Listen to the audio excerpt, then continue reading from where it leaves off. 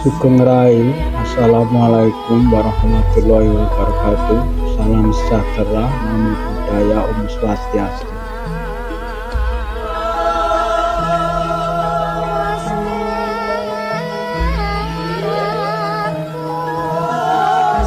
Para pemerhati kejawen yang budiman, kali ini saya akan sampaikan sedikit tentang apa itu kejawen. Kejawen adalah seperangkat cara pandang dan nilai-nilai atau paradigma suku Jawa, di mana beriringan dengan lagu yang tidak jauh berbeda dengan cara beribadah dalam agama-agama atau mirip. Ajaran kejawen bersifat universal, berupa kumpulan filsafat, yaitu metodologi, cara pengkajian pertanyaan-pertanyaan umum dan asasi tentang eksistensi, penalaran, nilai-nilai luhur, akal budi, dan bahasa. Perlu dipahami bahwa orang-orang atau suku Jawa tidak berpandangan bahwa kejawen adalah suatu agama. Ajaran kejawen sejak zaman dulu sudah mengenal keesaan Tuhan. Dilihat dari filsafat kunonya antara lain manunggaling kawula Gusti, yaitu manunggal kembali ke hadirat Tuhan, bali mulih marang mulanira atau kembali kepada asal mulanya ke hadirat Tuhan, sangkan paraning dumadi, semua ciptaan bermula dari Tuhan maka akan kembali kepada Tuhan. Dalam menjaga eksistensi, kesucian, keagungan, dan kemutlakan Tuhan, orang Jawa berpandangan bahwa Gusti iku zat mutlak tunggal, anane tan ana kang nyenekake, uga ora dianakake. Yaitu Tuhan itu zat tunggal, mutlak adanya. Tidak ada yang mengadakan apalagi diperanakkan. Gusti iku tunggal, tan kena dipadak-padakake. Tuhan itu esa, tunggal, tidak boleh disama-samakan. Gusti iku caket utawa cedhak, datanpa sesenggolan, lamun adoh datanpa wewangenan. Tuhan itu dekat, tidak bersentuhan, bila jauh tiada terkira.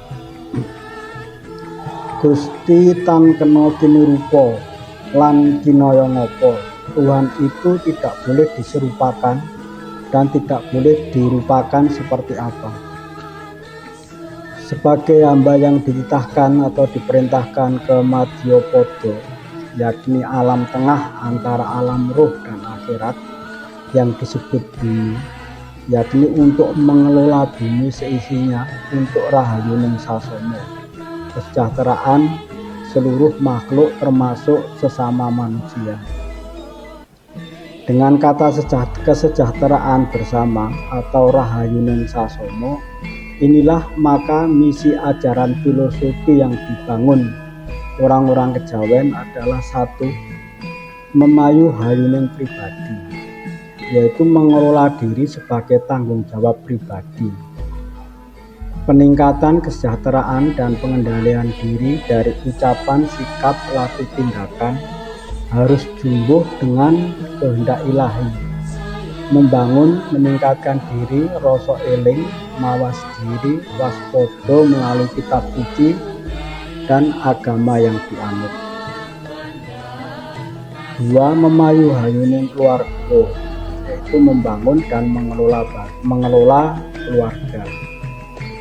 Sebuah peningkatan kesejahteraan dan pengendalian atau pengelolaan hidup dalam keluarga melalui diri, sikap, ucapan, dan tingkah laku harus jumbuh selaras dengan kehendak ilahi, ajaran agama, dan etika di dalam keluarga. 3. Memayu hayuning sasana, membangun pola hubungan sesama manusia. Hal ini membangun kesejahteraan sosial antar sesama makhluk ciptaan dan antar manusia dengan rasa saling asah, asih asuh, tresno asih maring sapadaning tumitah, cinta kasih terhadap sesama ciptaan.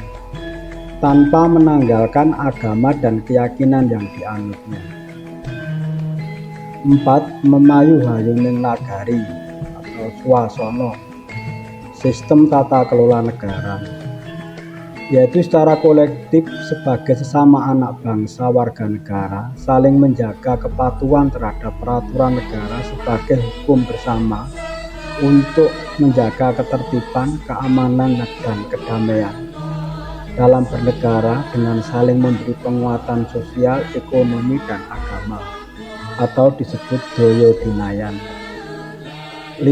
Memayu hayuning bawono sebagai rahmat bagi alam semesta, yaitu memanfaatkan dan mengelola alam untuk kesejahteraan sesama umat serta menjaga kelestariannya sebagai daya dukung hidup dan kehidupan di bumi turun-temurun dari generasi ke generasi secara material dan spiritual. Penganut kejawen sifat umumnya taat kepada agama yang dianutnya, namun tetap menjaga jati dirinya sebagai orang Jawa. Makanya dalam penyampaian agama tidak bisa lepas dari aspek bahasa komunikasi, termasuk tata krama, adat budaya yang tidak bertentangan dengan agamanya. Oleh karenanya ada sebutan Islam kejawen, Kristen kejawen, Hindu kejawen, Buddha kejawen yang dalam perkembangannya disebut aliran, bahkan ada aliran tersendiri dengan nama Kapitayan Kejawen. Ajaran kejawen yang dikenal berisikan tentang seni, budaya, tradisi, ritual, sikap, serta filsafat. Sedangkan laku spiritual utamanya yaitu puasa pada waktu-waktu tertentu serta semedi atau bertapa di tempat suci, sunyi, sepi, hening untuk mempertajam rasa eling kepada Tuhan sebagai hamba. Karena bukan suatu agama, maka orang Jawa tidak menyebarkan ajarannya kepada khalayak luas, terutama luar suku Jawa. Ajaran kejawen dilakukan melalui lisan, tulisan, simbol, dan media tutur atau wayang. Untuk tata cara berdoa dengan bahasa asli yang sering disebut dengan mantra. Dalam pembacaan mantra ada aturan-aturan tidak tertulis namun pakem atau paten, mulai pengolahan suara, getaran nada, intonasi, pernafasan, serta seperangkat yang diperlukan, misalnya jenis bunga-bungaan tertentu untuk menetralisir energi negatif.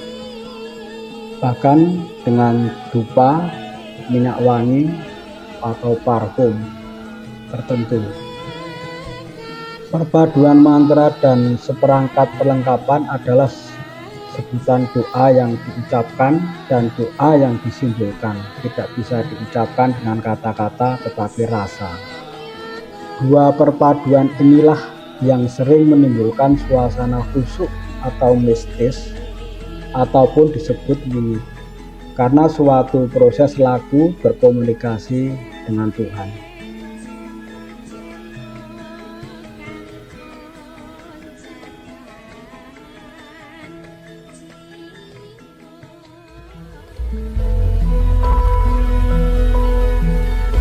Demikian saudara-saudara yang budiman, sekilas tentang apa itu kejawen atau ajaran kejawen.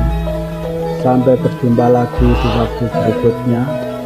Terima kasih atas perhatiannya. Wassalamualaikum, salam sejahtera, namo buddhaya, Om Swastiastu, Rahayu.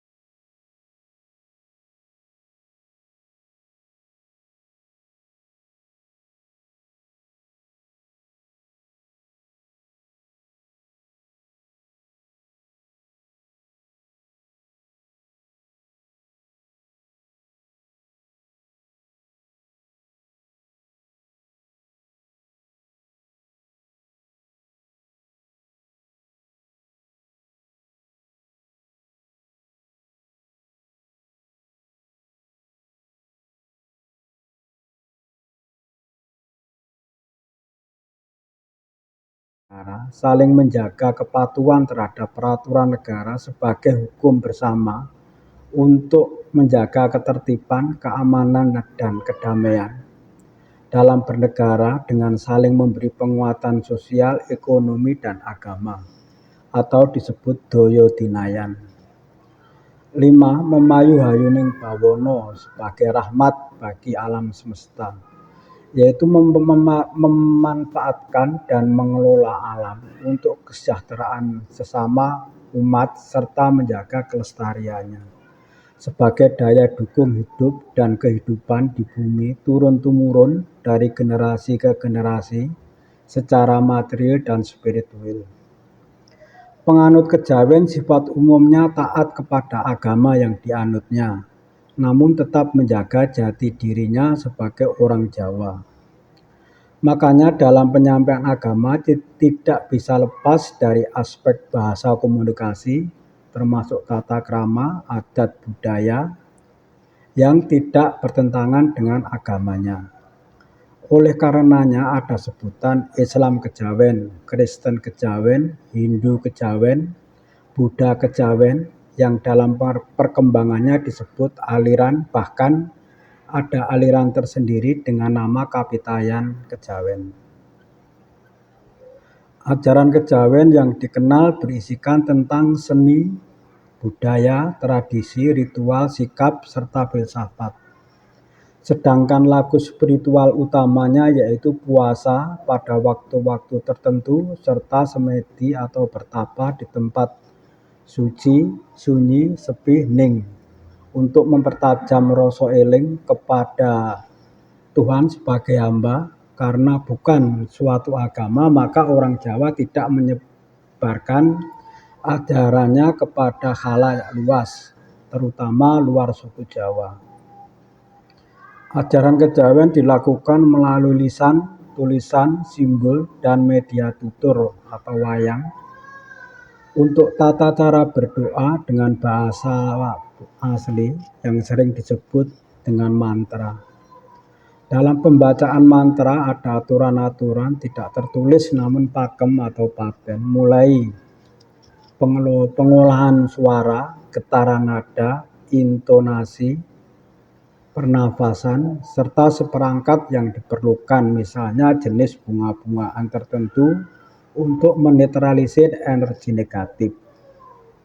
Bahkan dengan dupa, minyak wangi, atau parfum tertentu.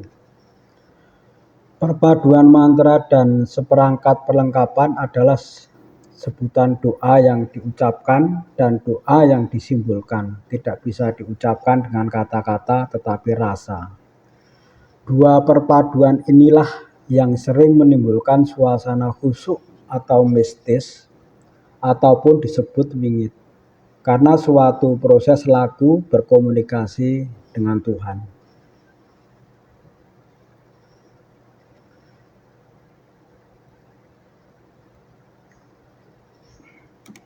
Itulah saudara-saudara sekilas tentang pemahaman apa itu kejawen yang sampai kekinian menimbulkan simpang siur, sehingga penilaian terhadap ajaran-ajaran kejawen itu dianggap tidak sesuai dengan apa-apa yang dianut di agama masing-masing.